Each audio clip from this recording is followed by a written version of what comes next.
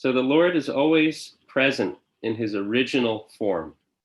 The term here in the verse is svastaya. So he's always situated in his original form. No matter how he may expand, no matter how he may advent himself, no matter what potencies of his are being manifest in different universes, different realms, he's always present in his original form, unchanging. So at the same time, in her prayer, Srimati Aditi indicates that the Lord is Vishvaya, the Supreme Personality of Godhead, who is actually the entire universe. So he has this universal quality. He extends his potencies everywhere. So these are two simultaneous aspects that are highlighted here. And in Western theology, we have immanent and transcendent. So immanent Lord is present in the world, active in the affairs of the world.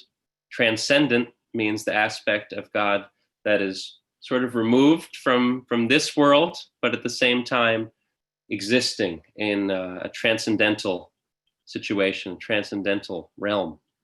So, of course, we know that ultimately, even the immanent element of the Lord is transcendental, because as explained here, Srila Prabhupada's purport, the Lord is never touched by the modes of nature. So while Krishna may be involved in the affairs of this world by his extended potencies, or in some cases, even personally manifesting himself within a material universe, he is never, ever touched by sort of these material maladies, the material qualities, the material modes. So he's always transcendental. And we have many examples in our texts of Krishna indicating in some way or another his universal form. So actually, even the most famous example is like this picture that's here behind me. This is Krishna showing his universal form. This is an approximation, of course, we can't even imagine, but this is an approximation of Krishna showing his universal form to Arjuna on the battlefield of Kurukshetra. So Krishna, another famous example, is when he indicates his universal form to Mother Yashoda, and this is a very sweet, special example. So Krishna as a baby, as a young child, I believe in this pastime he's about 3 years old, 2 or 3 years old, and he is eating dirt in the courtyard. And the children, other children are scolding, saying, running to Mother Yashoda, kind of tattling on Krishna. Krishna's eating dirt, Krishna's eating clay. You do something about this, you're his mother. And she comes and she chastises Krishna. She says, open your mouth, show me. And of course, Krishna, like any innocent child, is saying, not refusing to open his mouth. But then ultimately he does, and within the mouth of baby Krishna, Mother Yashoda sees the entire cosmic manifestation, everything that there is within these universes, within all of creation, the spiritual world, the material world, every possible realm, heavenly planets, so on and so forth. And just as Krishna's vision to Arjuna on the battlefield of Kurukshetra, just as Krishna's universal form is particularly tailored to show Arjuna what he needs to see, right? Then what happens is, in this form that he shows to Mother Yashoda, then she is shown this whole creation, but also shown her own self. She sees her own self feeding Krishna, serving Krishna as a mother. So Srila Prabhupada explains that these universal forms, these different sort of what would be called a Virat Rup, that they are not really worshipped or adored so much by devotees. The mood is a little bit different. It's this majestic, all-encompassing form.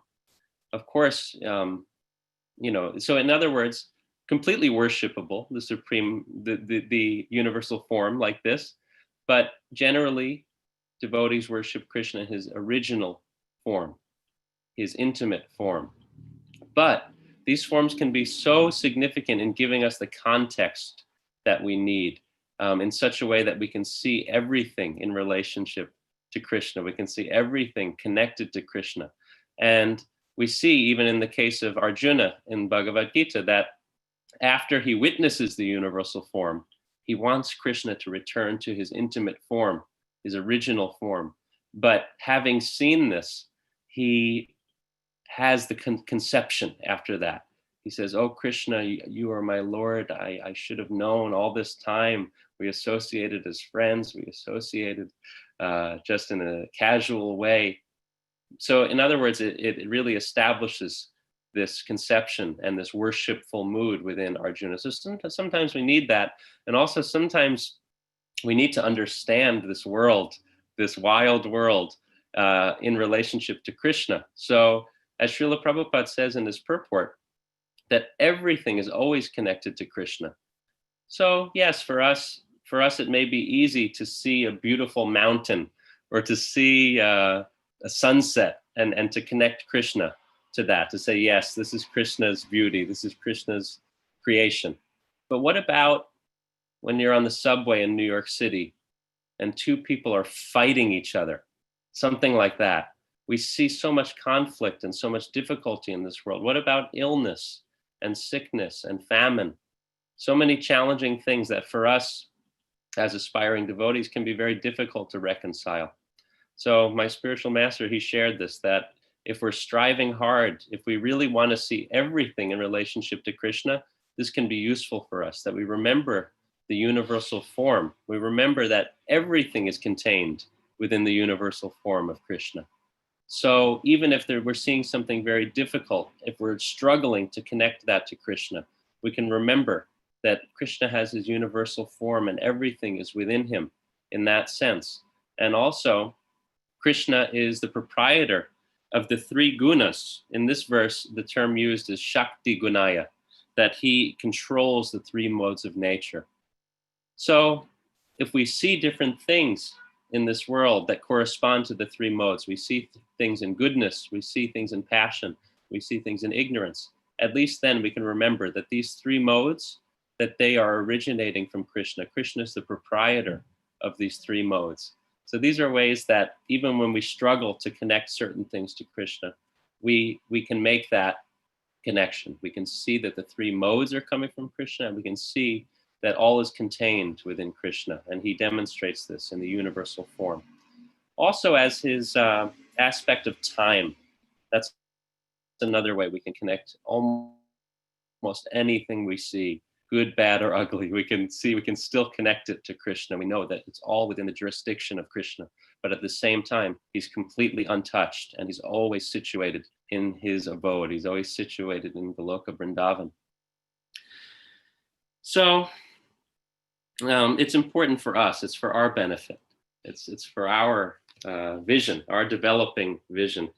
So I wanted to share in Sri Shopanishad, we have sixth mantra of Sri Shopanishad, and this is another, it goes in line with this. He who systematically sees everything in relation to the Supreme Lord, who sees all living entities as his parts and parcels, and who sees the Supreme Lord within everything, never hates anything or any being. So this is how, for our own purification, for our own spiritual aspiration, we can also just try to grasp at that and to recognize that if we're able to see everything in relationship to Krishna, however challenging that can sometimes be, it will help us to develop love, not only for Krishna, not only for the devotees, but actually for all living entities. So it's something we strive for. Similarly, Bhagavad Gita, similar ideas expressed. Chapter 6, verse 30. Yomam pashyati sarvatra sarvam cha mai pashyati tasyaham na pranashyami sacha me na pranashyati. Krishna says, for one who sees me everywhere and sees everything in me, I am never lost, nor is he ever lost to me. So Krishna is always untouched. And this is where we get this understanding also if we hear about Krishna's lotus feet. I was very pleased to hear this explanation that It's always lotus feet. And we may say, that's interesting. That's a bit unusual, the language. But one way to understand this is that the lotus always floats on top of the water. And if water were to ever get on the lotus petal, it has this waxy texture and the water just runs off. So when we hear about the lotus feet of Krishna, we hear about the lotus feet of the spiritual master, we understand that no matter how Krishna may act within the material world, no matter how the spiritual master, for that matter, may act within the material world, they are transcendentally situated and untouched. So Krishna is here, but always there, and he expands his potencies. He remains the complete balance. This is also there in Shopanishad. Krishna is the complete whole. He can generate so many other complete wholes. There's so much completeness that we see within this world. There's so much completeness that we see within each person we connect with. But at the same time, Krishna remains the complete balance. Just by generating all of these complete universes, he's never diminished in any way. He's never spread too thin. Krishna's never spread too thin. And, this is simply just one aspect of his glory that we may be witnessing at any given moment. So how is this so? This is so because as Srimati Aditi glorifies in prayer, Krishna has many potencies, unlimited potencies. He has three principal energies that we often hear about, which is the Antaranga Shakti, which is his internal potency. So his purely spiritual, transcendental activities in the spiritual world, and the spiritual dimension of activity that we can partake in, even by the mercy of Srila Prabhupada, by the mercy of the devotees. When we're in kirtan, we're coming in contact with that internal potency of the Lord. On the other hand, we have the Bahiranga Shakti, his external potency. So the more the things that we see in this world, our day-to-day material kind of world that we can observe, that's a reflection of Krishna's external potency, his Bahiranga Shakti. And then we have Tatashta Shakti, which is us. It's very special to understand also this potency, that we are situated on the margin. So that's why for us, sometimes it's very easy for us to get pulled into the external world, and very easy to kind of be dazzled by the external manifestation of Krishna's potency. But at the same time, it's easy in the right sangha and in the right, with the mercy of devotees, that we can also just become enchanted by the holy name. We can become enchanted by all of these wonderful spiritual activities. And that's why we feel so much satisfaction when we're engaged in devotional service. We can feel, oh, this is just natural. Oh, this is just so beautiful. That's because we are connected to both of those aspects in our current position. We're always on the margin, so we can go one way or another. So that's why we try to associate as much as possible with the Antaranga Shakti, with the internal potency in the form of Sangha, in the form of service and chanting and different practices of bhakti. So in the purport, Srila Prabhupada says, anyone trying to become fully Krishna conscious must know the Lord's glories as far as they are possible to understand. So of course, the Lord is seated in the heart. He gives intelligence by which we may overcome illusion and come to him. So he's within us as the Chaitya Guru, the Guru within the heart. And then if we're sincere and we receive inconceivable mercy, he'll also send spiritual master. He'll send devotees who are the physical representation. They manifest externally. It's the Chaitya Guru, same, but appearing as a person who can guide us and can show us the way. So in this way, we can see that the glories of Krishna are endless. We have teachers who can guide us and help to walk us through. And also that the glories are ever fresh and unlimited. So this is why I was thinking today, of course, we have our disappearance day of Srila Narottam Das Thakur, great Acharya. And we see that many Acharyas, Narottam Das Thakur is one, also Srila Bhaktivinoda Thakur, we also hear, and our own Srila Prabhupada also. Sometimes we hear great spiritual personalities in their prayers sort of sing about their fallen state, or say, I have no attraction, I have no connection, I have no love. So it's befuddling for us because, of course, we can see that these are extremely elevated personalities. Extremely, we can't even, get near understanding that. But at the same time, we see that the glories of Krishna are truly unlimited. So in this way, we can understand how even for someone who's so elevated, they can still have that feeling of, oh, there's so much more for me to connect with. There's always more for me to behold. There's always more there's always more love for me to develop. Another quality of Krishna that I can love. So to go deeper doesn't always mean that we go into deep esoteric ideas or deep esoteric texts. Of course, that's there. And, the acharyas have provided these texts for those who are inclined in that way. But also there's so much depth, there's unlimited depth, even in what we might call the basics of Krishna consciousness. Almost feels strange to say that because it's not basic, it's our life and soul. So chanting, hearing Bhagavad Gita. Srila Prabhupada, he would read his own books. He would read his own books with so much relish again and again.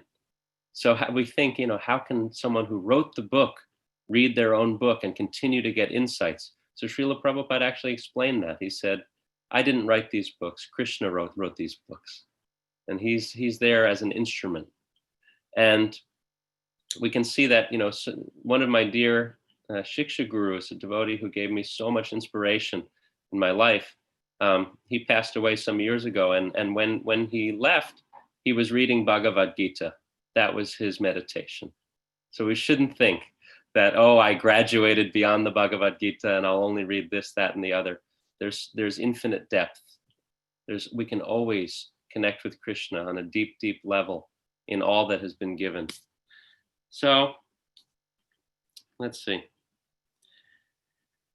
Yeah, another point my spiritual master shared the other day, which I wanted to share, is that, how can we have self-confidence in spiritual life and simultaneously remain humble, right? We're always told that we should be humble in spiritual life, but at the same time, devotees should have self-confidence.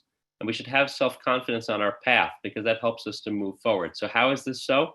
What he said is that we can always be conscious of and also be proud of. It's okay to be proud of how much mercy we're receiving, how much mercy we have received in our spiritual lives.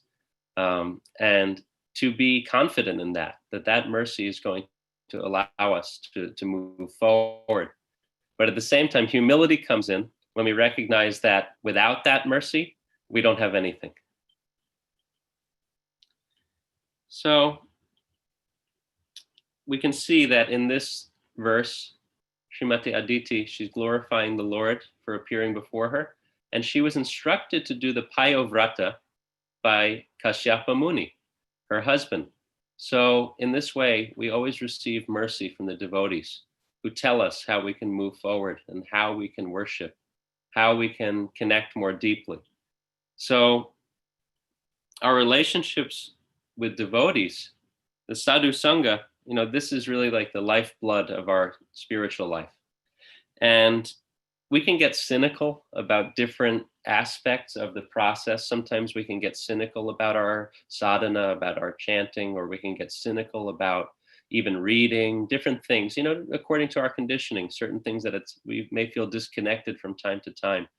But the value of sadhu sangha is it's very, very hard for us to become cynical about devotees who we love and we've formed loving relationships with.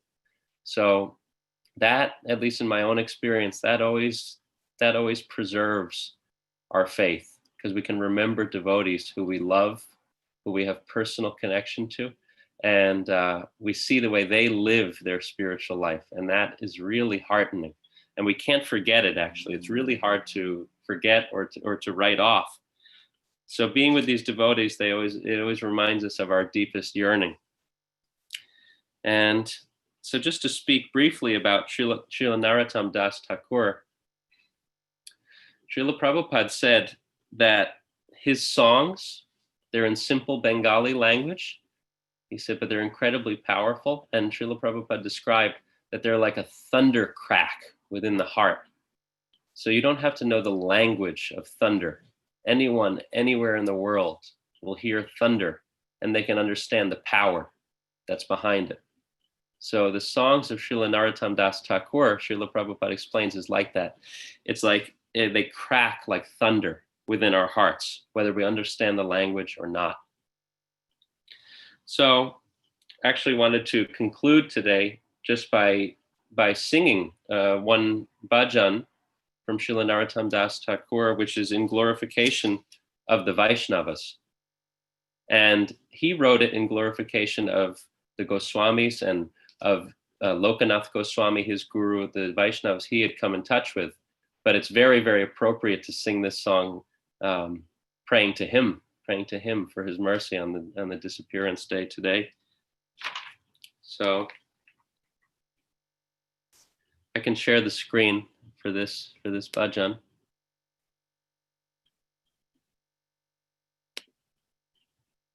Hope that this will work.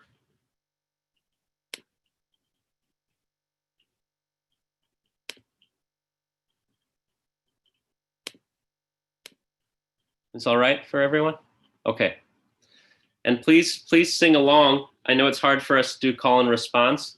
So what we can do is I'll just repeat the first section, the first shloka there. I'll repeat that so that we can get a sense of the tune, and then we can sing it through together.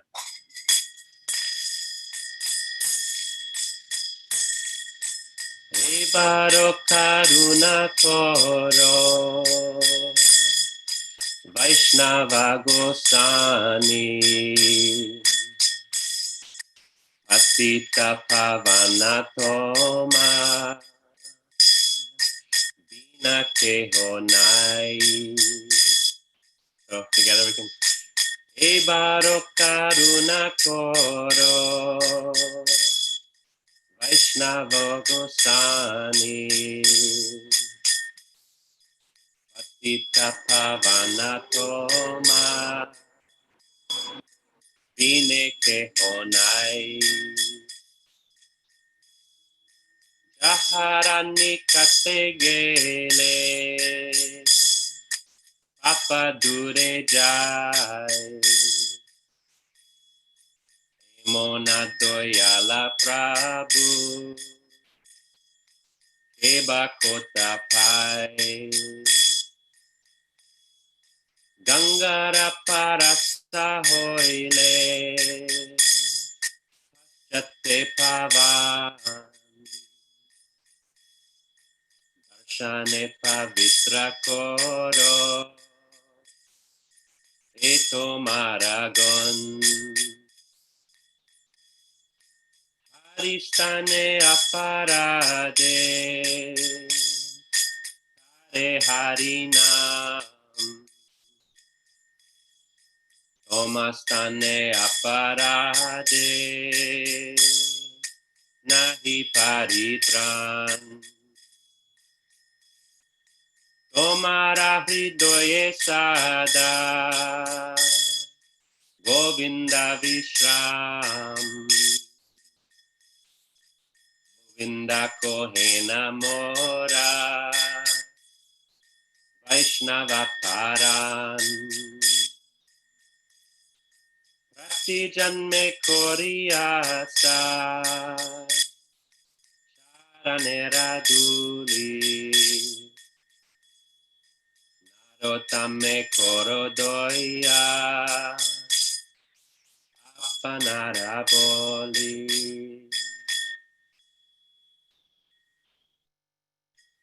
So we can read through the translation here. Srila Narottam Das Thakur sings, O Vaishnava Goswami, please be merciful to me now. There is no one except you who can purify the fallen souls. Where does anyone find such a merciful personality, by whose mere audience all sins go far away? After bathing in the waters of the sacred Ganges many times, one becomes purified. But just by the sight of you, the fallen souls are purified. This is your great power. The holy name delivers one who has committed an offense to Lord Hari. But if one commits an offense to you, there is no means of deliverance. Your heart is always the resting place of Lord Govinda. Lord Govinda says, the Vaishnavas are in my heart.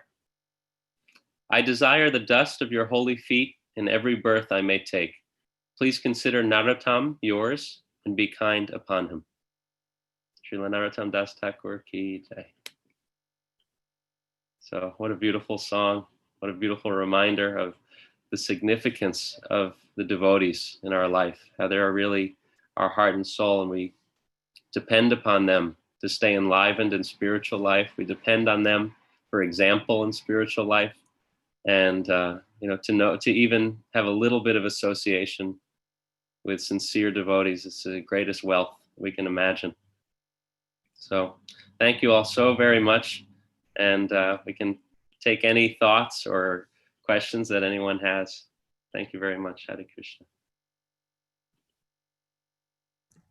Hi Krishna Prabhuji. Thank you for an amazing class and a great reminder in terms of dealing with devotees. And here there is a question on the chat.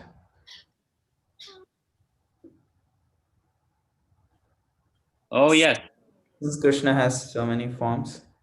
Yeah.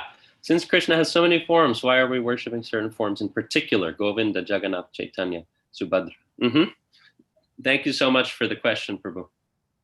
So, yeah, we can explain this in a few different ways. In some sense, we can say that ultimately all of the forms of Krishna are the same, that Krishna is equally present within each of these forms. But at the same time, yes, there is this variety, and Krishna has so many different qualities. He's like a diamond with so many different facets, so many different faces of that diamond. And he has different qualities that are embodied in his particular forms. Of course, he also appears at different times in different forms for different reasons. But we can say, in terms of our relationship to these forms, that we see like in the form of Jagannath, right? Jagannath is a very, very merciful form of Krishna. He's smiling, his eyes are wide, his arms are outstretched. He is in an ecstatic mood. You can see Lord Chaitanya. Lord Chaitanya is also incredibly merciful. We see a common theme here, which is mercy. But Lord Chaitanya appears in such a way that he's distributing the holy names, and he's embodying, in a certain sense, the mood of Srimati Radharani. He appears as a devotee. We have a form like Lord Nrsingadev, right? Is very fierce and ferocious protector. So we all have our Ishtadeva. We all have our particular form of the Lord that we feel the deepest attraction to. And this is Krishna's special way of giving us a way to connect to him personally. So why do we worship certain forms? We worship certain forms in some sense because these forms are given to us by Srila Prabhupada, that these particular forms we find are very merciful. But at the same time, as we practice, as we chant, and as we have the fortune of offering our respects to the deities, of connecting, praying to the deities, then these different forms, they emerge for us within our heart. And there's a particular form we feel attracted to. So in short, the reason why we worship these different forms is because Krishna has so many beautiful qualities and aspects that are reflected in these forms, in these different appearances. And for us, we worship in such a way that our heart is drawn to these different forms. So I hope that makes sense. That's just a basic answer, but it's a wonderful topic.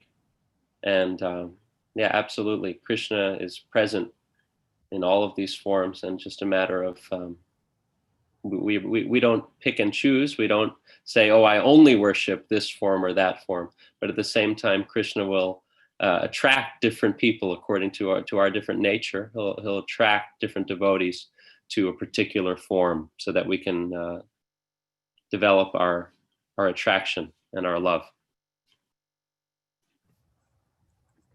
I also see here another question from Jagadishwar Nimai Prabhu. So how can we remain humble and remember Krishna every moment? And I also got a like a private message. I think you also probably got it. Yeah, I actually didn't get this one of how we can remain humble and remember Krishna in every moment. Oh, I see now. Yes. Oh, Krishna, Krishna. Well, just as I was mentioning, what my spiritual master mentioned the other day about how humility can take the form not of like beating ourselves up and being so self-deprecating all the time. That can really hurt our spiritual life, actually, because we can get the illusion that we're not qualified. This is such a bad thing. Of course we're not qualified, in the early stages. I can say for myself, you're all very qualified, but ultimately that's an illusion, because Krishna wants us to connect to him. So we can remain humble by knowing that Krishna wants us to connect with him, that we're all very dear to Krishna, but so is everyone else. And also that without the mercy that we receive, right? That we're really made up of the mercy of the devotees. We're made up of the mercy of our gurus, our teachers, and Krishna personally is, helping us. We take one step toward Krishna, he reciprocates. He takes 10 steps toward us. We hear like that. So that's a really nice way to remain humble, and to remember Krishna every moment is to try to see everyone and everything in relationship to Krishna. And also by our sadhana, by our chanting, by our worship, this helps us at least to set the tone for the day, that we're spending time with Krishna. And hopefully in that way, that remembrance will extend further and further. Just like a strobe light, sometimes it's flashing slowly like this. So we have times when we're remembering, times when we're forgetting. But hopefully in time, that blinking gets faster and faster the more we're remembering. And then finally, it's just on. It's just on all the time. So that's our hope. That's our aspiration.